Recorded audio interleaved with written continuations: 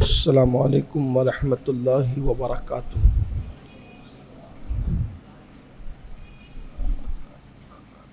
الحمد للہ رب العالمین والعاقبۃ للمتقین والصلاة والسلام علی سید الانبیاء والمرسلین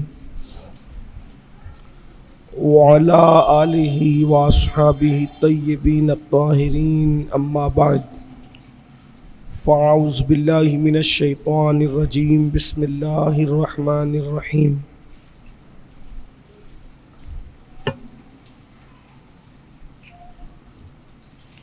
قل لا اسألکم علیہ اجرا الا المودۃ فی القربى، صدق اللہ العظیم۔ غوث اعظم بمنے بے سر و سامہ مددے، قبلۂ نی مدد کعبہ ایماں مدد، بگرداب بلا افتاد کشتی، مدد کن یا معین الدین چشتی۔ الصلاۃ والسلام علیک یا رسول اللہ، الصلاۃ والسلام علیک یا نبی اللہ، الصلاۃ والسلام علیک یا حبیب اللہ، وعلی آلک واصحابک یا نور اللہ، صلی اللہ تعالی علیہ وسلم۔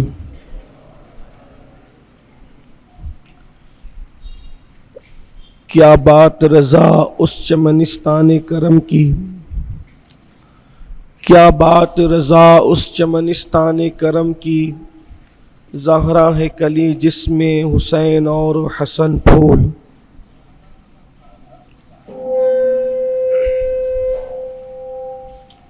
ماہ محرم کے ایام چل رہے ہیں اور پہلا عشرہ ہے، اور پوری دنیا میں جہاں جہاں عاشقان رسول اہل ایمان بستے ہیں، آباد ہیں، ان دنوں وہ سب لوگ امام علی مقام کا ذکر کرتے ہیں، امام علی مقام کے ڈنکے بجاتے ہیں۔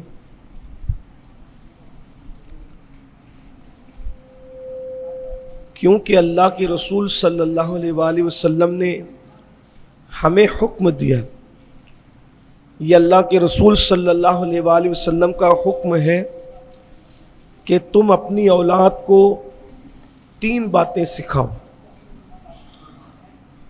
یعنی اولاد کی تربیت کا یہ بنیادی حصہ ہے، بنیادی حق ہے۔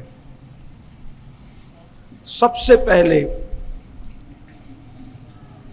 آغاز جو اولاد کو سکھانے کا ہے، ماں باپ کی جو ذمہ داری ہے، وہ 3 باتیں۔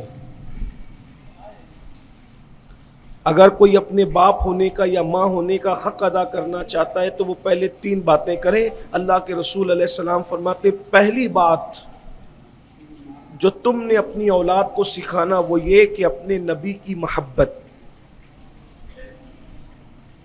یہ بنیاد ہے۔ آج جو ہم نہیں سکھا پا رہے ہیں تو ہمارے بچے جو صحیح اور کامل مسلمان نہیں ہو پا رہے ہیں، اس کی وجہ یہ ہے کہ یہ تینوں چیزیں ہم نے نہیں سکھائی۔ پہلی چیز نبی کی محبت، اللہ کے رسول صلی اللہ علیہ وآلہ وسلم کی محبت، یہ سکھائیں۔ اب ظاہر سی بات ہے وہ کوئی کتاب میں پڑھ کر تو محبت رسول پیدا نہیں ہوتی نا۔ جب ماں عاشق ہوگی رسول اللہ کی اور باپ عاشق ہوگا رسول اللہ کا تو بچے دیکھ کر خود بخود عاشق رسول بنیں گے، اور مزید اس میں کوشش پھر یہ ہو کہ اللہ کے رسول علیہ السلام کا ذکر کریں، کیونکہ جس کا ذکر جتنا زیادہ کیا جاتا ہے اس کی محبت اتنی دل میں پیدا ہوتی ہے۔ بار بار ذکر کرو اپنے بچوں کے سامنے اللہ کے رسول علیہ السلام کا، اور آگے جو عنوان آ رہا ہے اس کا بھی۔ طوطا مینا کی، کتے بلی کی کہانیاں سنانے کی بجائے اللہ کے رسول علیہ السلام کا ذکر ان کے سامنے، حضور کے معجزات، اور وہ اتنے دلچسپ ہے کہ اگر آپ بچوں کو روزانہ ایک واقعہ بھی اللہ کے رسول کا سنائیں گے، انشاءاللہ زندگیاں ختم ہو جائے گی لیکن وہ واقعات ختم نہیں ہوئی۔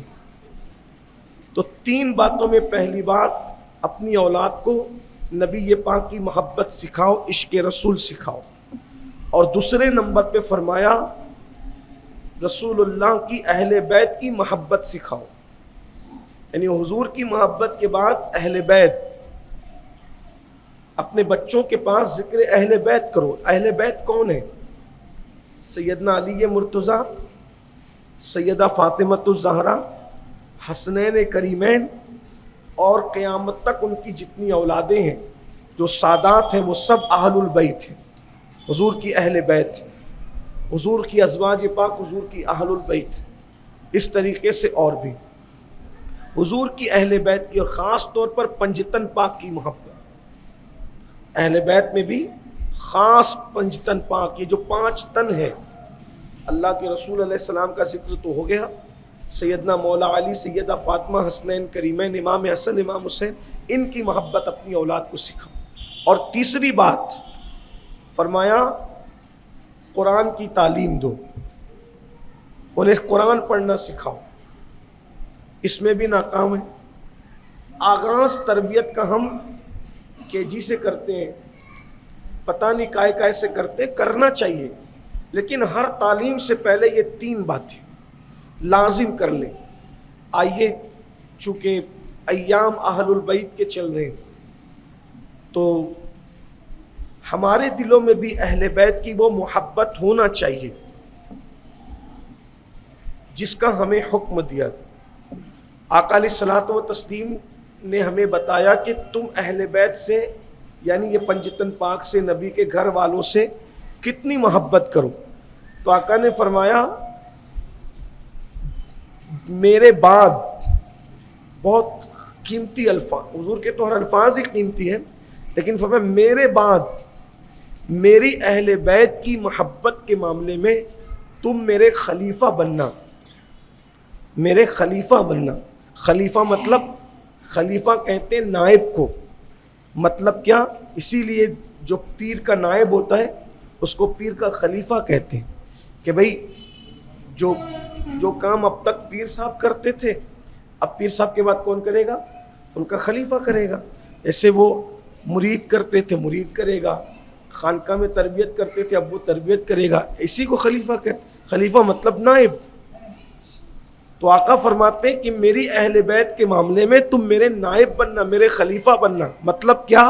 یہ کہ جیسے میں میری اہل بیت سے محبت کرتا ہوں، تم بھی اسی طرح میری اہل بیت سے محبت کرنا، ان کے بغیر تمہاری زندگی کا کوئی لمحہ نہ گزرے۔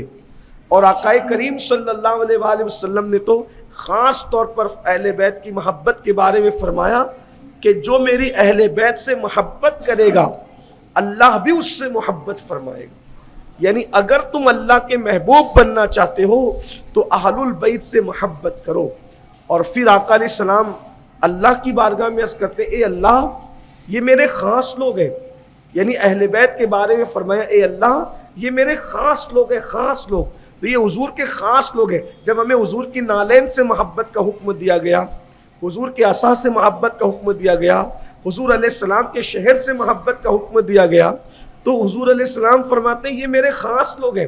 تو جو حضور کے خاص لوگ ہیں ان سے محبت کا عالم کیا ہونا چاہیے، اور پھر ان کی محبتوں کی برکتیں کیا ہے۔ تو اللہ کے رسول صلی اللہ علیہ وآلہ وسلم فرماتے ہیں اگر تم چاہتے ہو کہ تمہاری عمر کو اللہ دراز کرے، اللہ کے حبیب علیہ السلام نے اہل بیت کی محبت پہ خوب ابھارا اور فرمایا اگر تم چاہتے ہو کہ اللہ تمہاری عمر کو دراز کرے تو تم میری اہل بیت سے محبت کرنا۔ اگر تم چاہو کہ اللہ تمہاری روزیوں میں برکت عطا کرے تو تم میری اہل بیت سے محبت کرنا۔ اگر تم چاہو کہ تمہارے درمیان فرقہ واریت نہ ہو، انتشار نہ ہو، اختلاف نہ ہو، امت فرقوں میں نہ بٹے، اور فرمایا تم میری اہل البیت سے محبت کرنا۔ اور ایک مقام پر فرماتے ہیں جس نے میرے حسین سے محبت کی، آپ فرماتے ہیں جس نے میرے حسین سے محبت کی، اللہ اس سے محبت کرے گا.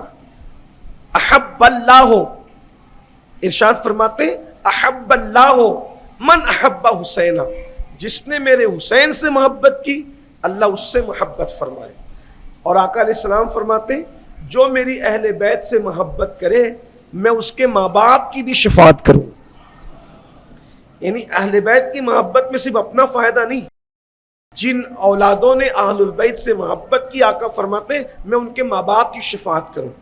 ایک واقعہ بیان کیا جاتا ہے کہ ایک ننھا سا بچہ مدینہ منورہ میں کھیل رہا، بچوں میں بچہ کھیل رہا تھا. بچوں کا کام ہی کھیلنا ہے.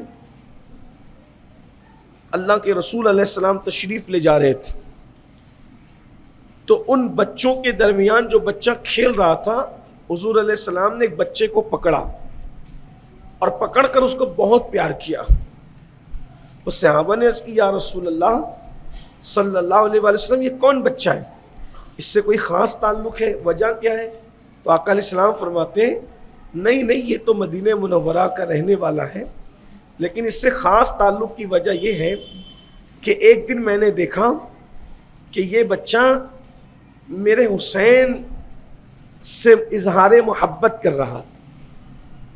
یعنی یہ بچہ ہو کر بھی میرے حسین سے اظہار محبت کر رہا تھا. وہ آقا فرماتے جس دن سے میں نے اس کو میرے حسین سے محبت کرتے دیکھا میں بھی اس سے محبت کرنے لگا اور اب میں قیامت کے دن اس کے ماں باپ کی شفاعت کروں. یہ ایک بڑی نعمت ہے. ہم عبادتوں میں کمزور ہو سکتے ہیں لیکن عبادتوں کی کمزوری بھی نقصان دہ ہے. اتنا یاد رکھنا، عبادت میں کمزور ہونا بھی بہت نقصان دہ ہے، لیکن عبادت کی کمزوری کا نقصان اتنا بڑا نہیں ہے جتنا محبت کی کمزوریوں کا نقصان ہے. اگر بندہ اللہ نہ کرے عبادتوں میں کچھ کمزور ہو تو اس کمی کو محبت پوری کر سکتی ہے، لیکن اگر محبتوں میں کمزور ہوگا بزرگوں کی تو پھر عبادتیں اس کمی کو پوری نہیں کر سکتی. جیسے مثال کے طور پہ کوئی بندہ کمزور ہے، جمعہ کی 14 رکعت پوری نہیں پڑھتا، 12 رکعت پڑھ کے چلا جاتا ہے، 10 رکعت پڑھ کے چلا جاتا ہے، کمزور ہے. کوئی بندہ صرف رمضان شریف کے روزے رکھتا ہے، عاشور کا نہیں رکھتا، معراج کا نہیں رکھتا، شب برات کا نہیں رکھتا، 13 14 15 ایام 20 کے نہیں رکھتا، کمزور ہے عبادت میں، نفل چھوڑ دیتا ہے، صرف فرض پہ عمل کرتا ہے، تو کیا ہوگا؟ یہ جو کمیاں ہیں نوافل چھوٹ رہے ہیں. اس پر کوئی گناہ تو نہیں ہے لیکن یہ کمزوری بہرحال ہے. اس لیے کہ جس کو جتنا زیادہ لگاؤ ہوتا ہے مذہب سے وہ انسان اتنا مذہب کے معاملے میں آگے آتا ہے، اتنا اس کے جذبات مضبوط ہوتے ہیں. تو اگر کہیں نہ کہیں یہ اس طرح کی کمزوریاں ہیں اور اگر سچے دل سے محبت ہے تو یہ محبت اس کمی کو پوری کر دیتی. جیسے مجھے ایک واقعہ یاد آتا ہے، ثبوت کے طور پہ پیش کروں، بات آپ کو سمجھ میں آئے گی، اس لیے کہ ہماری قوم علمی بات کو واقعات کے ذریعے جلدی سمجھتی ہے. بیان کیا جاتا ہے ایک شخص تھے، آقا علیہ الصلوۃ والتسلیم کی بارگاہ میں وہ سب سے پہلے آ کے بیٹھ جاتے. جب آقا علیہ السلام کی محفل سجتی تھی وہ سب سے پہلے آ کے بیٹھ جاتے. یہ میں مفہوم آپ کے سامنے پیش کروں. اور آ کے وہ آگے نہیں بیٹھتے تھے بلکہ دور پیچھے کسی کونے میں محفل کے بالکل سائیڈ میں. وہ کبھی حضور علیہ السلام کے قریب آ کر نہیں بیٹھتے، دور کونے میں بیٹھتے تھے. پھر لوگ آتے تھے، بیٹھتے تھے، اپنی اپنی بپتا سناتے تھے، ادھر کا ٹینشن ادھر کا ٹینشن، یہ مسئلہ وہ مسئلہ وہ مسئلہ. کیونکہ آپ کیا سمجھتے ہیں کہ لوگ حضور علیہ السلام کے پاس آتے تھے، ہاتھ چوم کر نذرانہ دے کے چلے جاتے تھے؟ نہیں، وہاں یہ سب سسٹم نہیں تھا. وہاں جو بھی آتا تھا وہ کوئی نہ کوئی دکھ کی خبر لے کر آتا. وہ وہاں جنگ ہو گئی، وہاں حملہ ہو گیا، وہاں یہ نقصان پہنچا دیا انہوں نے، وہاں وہ نقصان، یعنی ہر بندہ آتا ہے تو کوئی نہ کوئی ٹینشن کی بات لے کے آتا. پھر حضور علیہ السلام اس کو حل کرتے، وہ بتاتے۔ یعنی اللہ کے رسول علیہ السلام کی جو زندگی ہے، حضور علیہ السلام کی 63 سالہ زندگی کو اگر ہم جوڑیں گے تو صرف 2 سال حضور کی زندگی میں آتے ہیں جو سکون کے ہیں، باقی 61 سال حضور علیہ السلام نے پوری زندگی کو دکھ میں، تکلیف میں اور بظاہر لوگوں کی پریشانیوں کو اٹھاتے ہوئے گزارا، بہت دکھ اٹھائے۔ بلکہ آقا علیہ السلام فرماتے کہ جتنے صدمے میں نے سہے ہیں اتنا صدمہ کسی نے نہیں سہا۔ فرمایا جتنا اللہ کی راہ میں مجھے ستایا گیا ہے اتنا کسی کو ستایا نہیں۔ حیرت ہے، اتنے بڑے محبوب ہیں، اللہ کی مرضی کے بغیر پتہ نہیں ہلتا، اور لوگ حضور کو کتنا ستاتے ہیں کہ آقا فرماتے ہیں مجھے جتنا ستایا گیا اللہ کی راہ میں کسی کو نہیں ستایا گیا۔ اور وہ جو ستانے کی جو داستان ہے وہ آپ نے کبھی مجھ سے سنا ہوگا، میں تو بولتا ہی رہتا ہوں، بتاتا ہی رہتا ہوں، اگر میں اس طرف جاؤں گا تو بہت وقت آئے گا، گزر جائے گا، لیکن ہلکا سا جو نوجوان اگر پہلی مرتبہ سن رہے حضور علیہ السلام کو کتنا ستایا گیا تو ان کو ایک اندازہ ہو جائے کہ حضور علیہ السلام کے کپڑے تک پھاڑے گئے۔ اتنی معزز ہستی جو لامکاں پہ خدا کے دیدار کے لیے جائے، زمین پر ان کے کپڑے تک پھاڑے گئے۔ حضور راستے سے چلتے تھے تو راستے میں کانٹے بچھائے جاتے، حضور علیہ السلام راستے سے چلتے تھے تو حضور پہ پتھر مارے جاتے۔ غور کریں ہستی کتنی بڑی ہے اور اللہ کن مراحل سے گزار رہا ہے، اللہ کی راہ پتھر مارے جاتے۔ اور طائف میں تو اتنے مارے گئے کہ پورا جسم خون سے لہو لہان ہو گئے، اور جو نالین پہن رکھی تھی وہ نالین بھی خون سے بھر گئی۔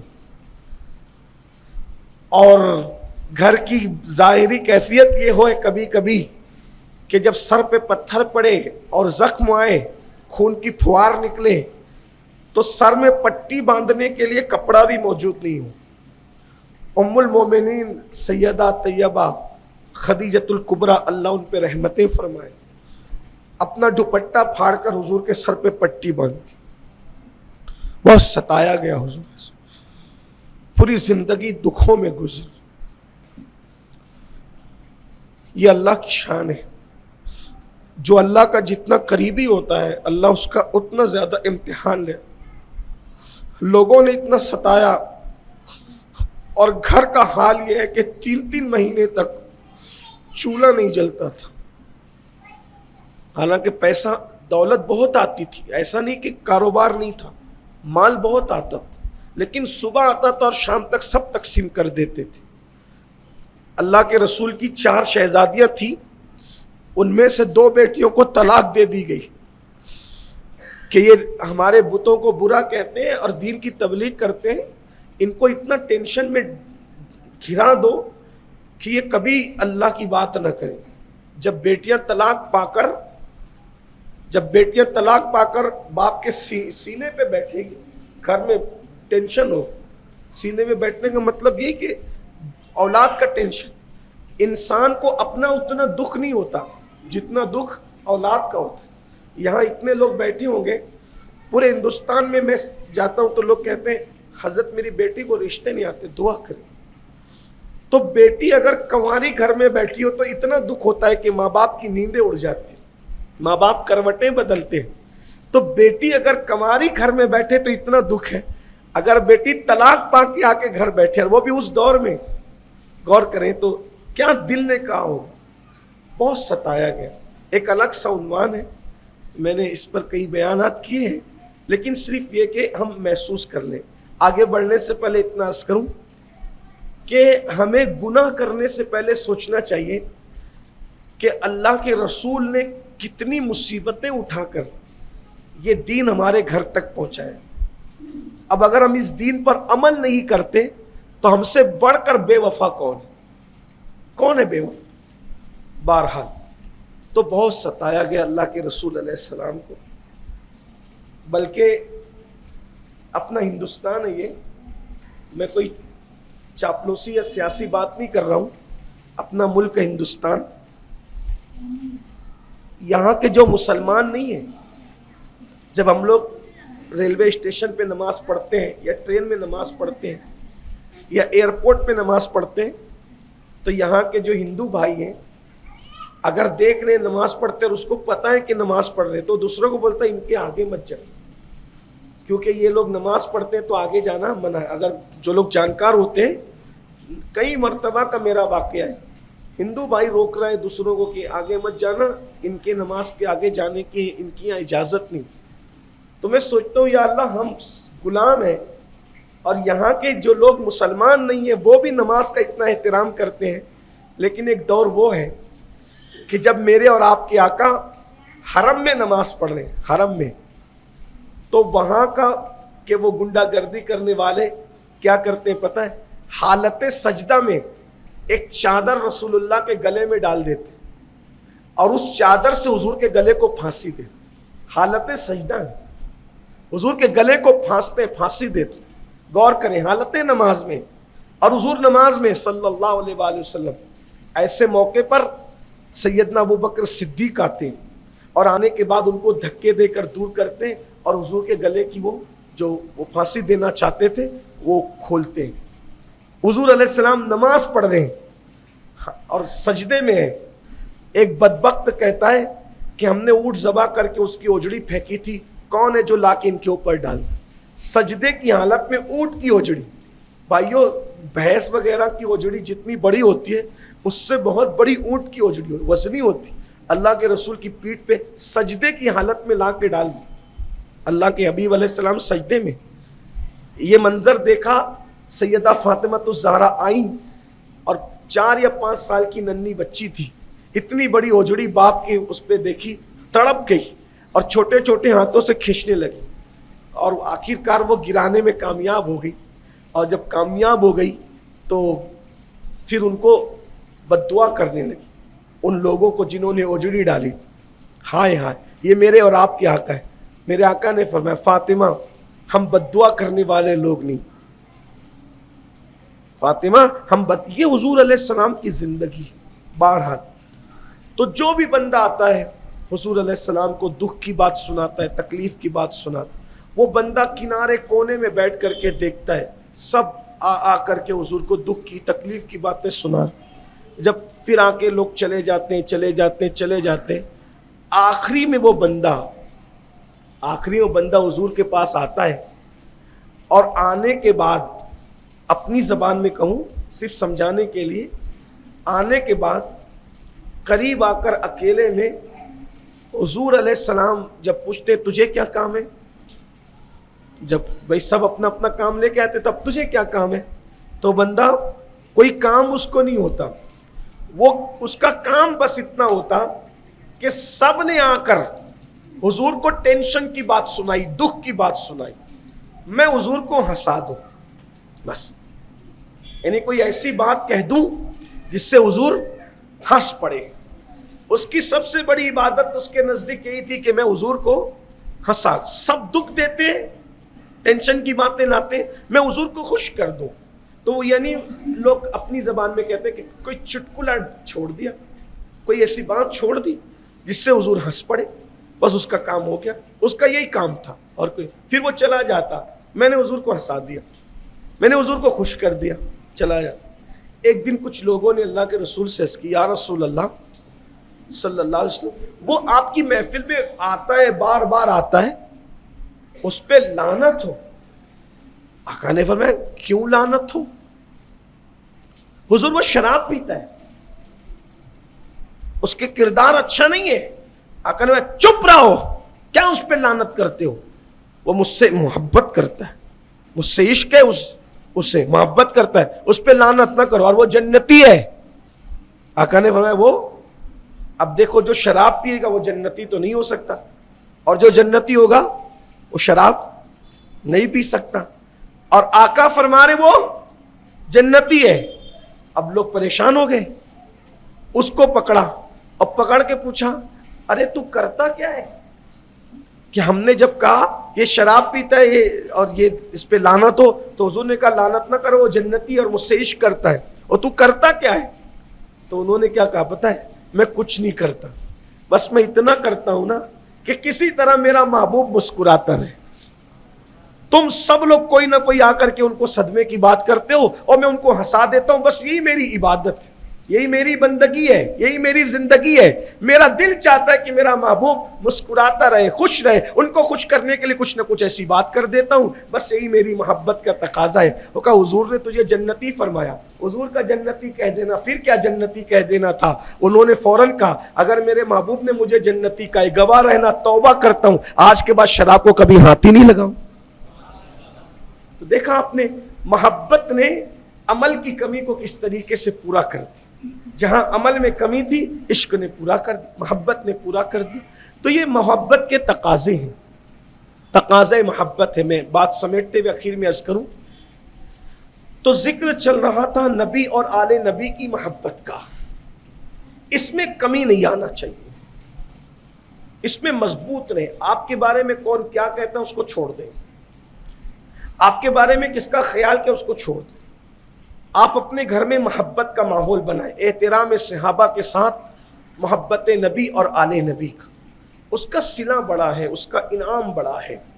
बल्कि इमाम राजी तो और अल्लामा ज़मख़शरी, इमाम राजी, इमाम यूसुफ नबहानी, ये सब बड़े बड़े बुजुर्गों ने ये रिवायत लिखी कि जिसके दिल में अहलुल बैत की मोहब्बत है, इंशाअल्लाह वो मरेगा तो ईमान पर मरेगा, उसका खात्मा बिलखैर होगा इंशाअल्लाह।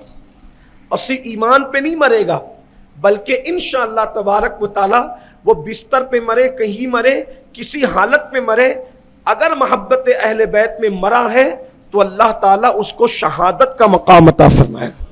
क़यामत के दिन वो शहीदों के साथ उठेगा। इसी पे बस नहीं, आका अलैहिस्सलाम फरमाते हैं, इब्ने अब्बास रावी है इसके, कि अहलुल बैत से मोहब्बत करने वालों को, अहले बैत से मोहब्बत करने वालों को इस तरीके से सजा कर संवार कर जन्नत में ले जाया जाएगा जैसे किसी दुल्हन को सजा करके उसके शौहर के घर ले जाया जाता है। और फरमाया अहलुल बैत से मोहब्बत करने वालों का हाल ये होगा, उस वक्त तक उनको मौत नहीं आएगी जब तक कि जन्नत में उनका ठिकाना उनको दिखा ना दिया जाए। पहले जन्नत में उनका ठिकाना उनको दिखाया जाएगा, उसके बाद उनकी मौत आएगी। और फरमाया जो अहले बैत की मोहब्बत पे मरा वो मिल्लत पर मरा, मिल्लत इस्लाम पर मरा। इसलिए अपनी औलाद को, अपने दोस्तों को, अहबाब को सिखाओ। लेकिन फिर ये बात मैं आपको कहूँ कि ऐसा ना हो जैसा कि आजकल कुछ जाहिल गवार लोग कर रहे हैं कि अहले बैत की मोहब्बत के नाम पर सहाबा को गालियाँ देते हैं। ये नहीं होना चाहिए, क्योंकि सहाबा की मोहब्बत भी हम पे लाजिम है, अहलुल बैत की मोहब्बत तो हम पे फ़र्ज़ है। एहतराम सहाबा का जिक्र, हुजूर ने फरमाया मेरे सहाबा के मामले में अल्लाह से डरते रहे, अल्लाह अल्लाह असहाबी, कि मैं सहाबा के मामले में तुम्हें अल्लाह से डराता हूँ। तो इसलिए असहाब का एहतराम ज़रूरी, ताज़ीम ज़रूरी, जैसा कि कुरान ने हुक्म दिया, रहमान का हुक्म है, अल्लाह का हुक्म है, उसके रसूल का हुक्म है, और मोहब्बत अहलुल बैत, ताकि हम अहले सुन्नत के मसलक पर कायम रहें, दोनों को साथ साथ लेकर चलें। उस पर एक वाक़या अर्ज़ करता हूँ, मोहब्बत अहलुल बैत के सिले पर, उसके इनाम पर, क्या इनाम मिला अहलुल बैत की मोहब्बत के सिले। एक दौर था, एक ज़माना था कि लोगों ने जिक्र अहले बैत पे पाबंदी लगा दी थी, अहले बैत के जिक्र पे पाबंदी लग गई, बल्कि मौला अली का नाम भी अगर कोई लेता ना तो लोग उसको भी मारते। यानी ऐसा दौर गुजरा है। आज के दौर में आप लोग इसको सुनते हो तो आपको ऐसा लगता होगा कि यार ये उलमा लोग, खतीब लोग कहीं गलत बयानी से तो काम नहीं ले रहे। ऐसा भी दौर आया होगा कि अली पाक का कोई नाम लेता होगा तो मार खाता होगा। हाँ, ऐसा दौर आया। हुकूमतों ने पाबंदियां लगाई थी बाज़, जब मरवान वगैरह की हुकूमत आई, बल्कि मरवान के दौर में तो जुमा के खुतबे में मिंबर पर मौला अली को गालियां दी जाती। यानी लोग क्या दुश्मन हुए थे अहलुल बैत के। अल्लामा इब्न हजर मक्की की किताब आप उठाकर देखें, अस्सवाइकुल मुहर्रिका, और भी किताबें हैं लेकिन मैं सिर्फ अस्सवाइकुल मुहर्रिका का नाम ले रहा हूँ। मिंबर पे बैठ के मौला अली को गालियां दी जाती। اور چونکہ مسجد نبوی کے ممبر پہ، اور آپ کو یہ بھی سن کے حیرت ہوگی، وہ جمعہ کے دن ممبر پہ بیٹھ کے خطبے میں مولا علی کو گالیاں دیتے تھے، اور امام حسن اور امام حسین اس مسجد میں موجود رہتے۔ جب ان سے وہ گالیاں سنی نہیں جاتی تھی تو وہ خاموشی سے حجرہ رسول کے اندر چلے جاتے۔ یعنی نبی کے خاندان پہ اتنا ظلم ہوا ہے، ایک طویل عرصہ گزرا، مروانیوں نے بہت ظلم کیا۔ اللہ کی پناہ، یعنی یزید کے بعد جو سلسلہ شروع ہوا ہے، بلکہ یزید سے جو سلسلہ شروع ہوا ہے، تقریباً 90 سال تک ظلم ہوتا۔ بلکہ ظلم کی داستانوں میں ایک داستان یہ بھی ہے کہ مسجد نبوی بڑی کرنے کے بہانے مروانیوں نے رسول اللہ کی اولاد کے گھر بھی چھین لیے، چونکہ حضور کے گھر سے ان کے گھر لگے ہوئے تھے، تو ہم مسجد بڑی کریں گے، گھر چھین لیے۔ انہوں نے کہا بھائی ہمارے پاس اب اور مکان نہیں ہے، تو ہمیں مکان کا انتظام کرنے دو، پھر اس کے بعد ہم جواب دیں گے۔ تو عین جمعہ کے دن گھر کی چھت گرا دی گئی، گھر کی چھت گرا دی۔ حالانکہ اسلام یہ کہتا ہے کہ اگر کافر بھی کا بھی گھر ہو تو مسجد میں ظلمن اس کا بھی گھر نہیں لے سکتے، یتیم کا بھی ہو، کسی کا بھی گھر۔ ہر مسلمان کو یہ حق ہے کہ وہ کہہ دے میں مسجد میں گھر نہیں دوں گا، کوئی اس کو کچھ نہیں کہہ سکتا، کچھ نہیں کہہ سکتا، اس کی ملکیت ہے۔ ظلمن چھین کر، زبردستی پریشر ڈال کر آپ کسی کا ہی مکان مسجد میں نہیں لے سکتے۔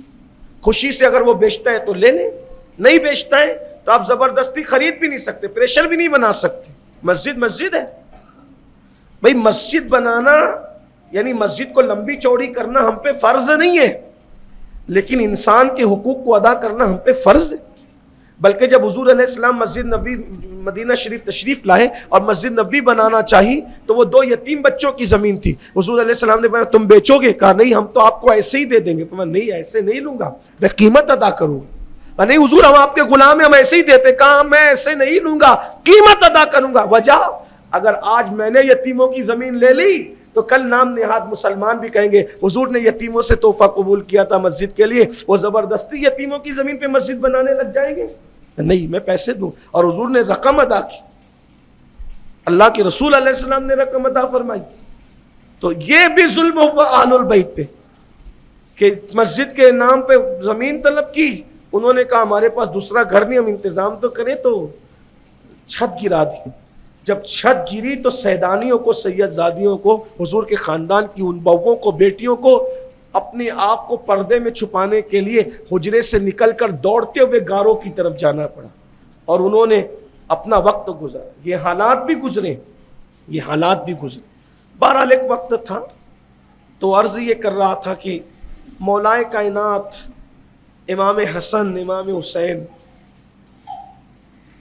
ذکر اہل بیت پہ پابندی لگی ہوئی، کوئی ان پہ تقریر بھی نہیں کر سکتا تھا، ان کا ذکر بھی نہیں ہو سکتا، بہت کوشش کی گئی ذکر مٹانے کی۔ تو اس دور میں بزرگوں نے ہمت کی اور مولا علی پر پوری ایک کتاب لکھی۔ اس بزرگ کو دنیا امام نسائی کے نام سے جانتی، امام نسائی سیاہ ستہ میں سے تو 6ٹھی کتاب گنی جاتی ہے نسائی شریف، اس کے مصنف امام نسائی۔ اور کتاب لکھنے کے بعد دمشق کی جامع مسجد میں انہوں نے وہ کتاب پڑھ کے سنائی، فضائل علی۔ حالانکہ ان دنوں ملک شام میں، دمشق کے خاص شہر میں لوگ اتنی نفرت کرتے تھے، اتنی نفرت کرتے تھے کہ اپنے بچوں کا نام بھی علی، حسن اور حسین نہیں رکھتے تھے،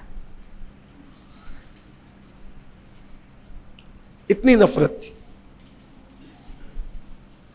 تو جب دمشق کی جامع مسجد میں آپ نے ذکر علی کیا، آل البیت کا ذکر کیا، تو مجمع کے کچھ لوگ جو اہل البیت سے نفرت کرتے تھے، بغض کرتے تھے، وہ سب کے سب ڈنڈے لے کر کے اور ہتھیار لے کر کے ٹوٹ پڑے امام نسائی پر، اور اتنا مارا کہ ادمرا، اب ایسا لگا کہ مر گئے تو چھوڑ کے بھاگ گئے۔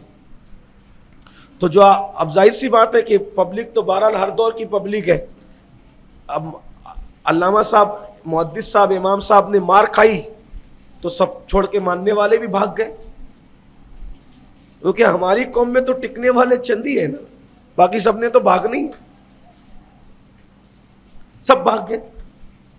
بہت مار کھائی، اور جب ادمرے، وہ تو نیتے تھے، کتاب لے کے بیٹھے تھے، پڑھے گئے، ہلکی ہلکی سانس چل رہی تھی، تو کچھ جو وفادار شاگرد تھے بیچارے وہ آئے اور دیکھا ہلکی ہلکی سانس چل رہی، کہا کہ حضرت اب کیا کریں؟ تو امام نسائی نے فرمایا مجھے مکہ شریف لے چلو، اور اہل بیت کا جو محلہ ہے، چونکہ انہی کی محبت میں مارا گیا ہوں، تو میری تمنا یہ ہے کہ جو اہل البیت کا محلہ ہے اس محلے میں مجھے دفن کر، جہاں ان کے قدم لگتے تھے، ان کے قدم کی مٹی جو ان کے قدم کو بوسے دیتی تھی، اسی مٹی مجھے دفن کر دو، بس میری جنت وہی ہے. تو لوگ دمشق سے آپ کو لے کے چلے.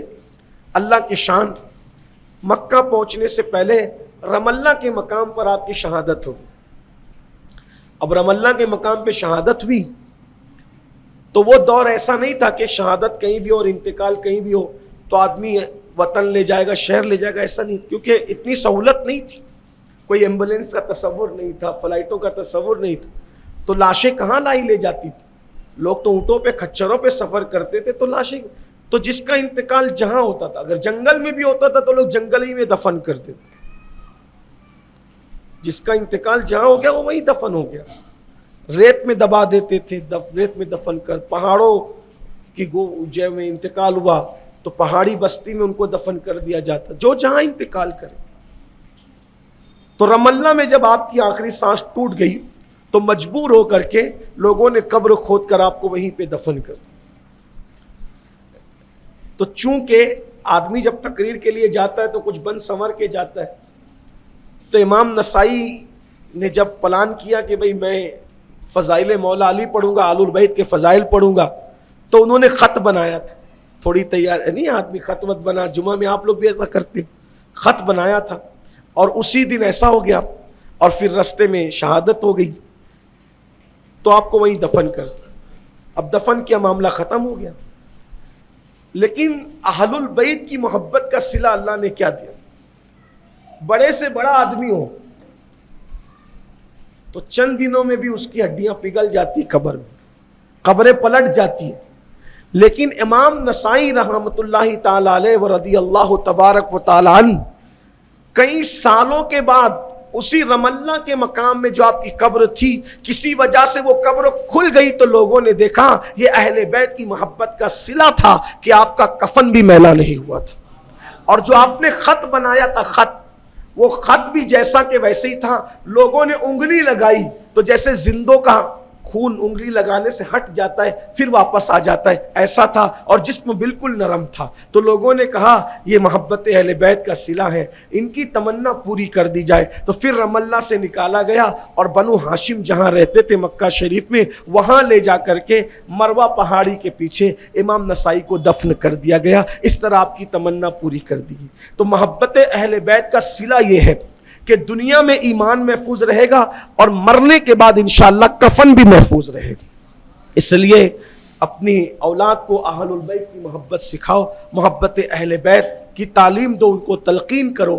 اور یہ ایام جو چل رہے ہیں، اللہ اگر توفیق دے، روزانہ امام حسین کے نام پر ایصال ثواب، شہیدان کربلا کے ایصال ثواب کے لیے جو ہے وہ شربت بنائیے، شیرنی تقسیم کیجئے، یتیموں میں، بیواؤں میں کپڑے تقسیم کیجئے، صدقہ بانٹیے.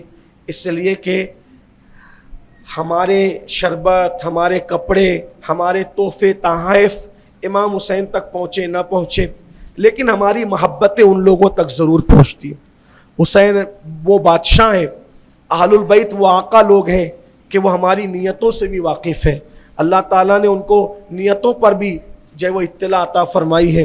تو اس لیے درود شریف کی کثرت کریں، تلاوت کریں، حتی الامکان خرافات سے بچیں.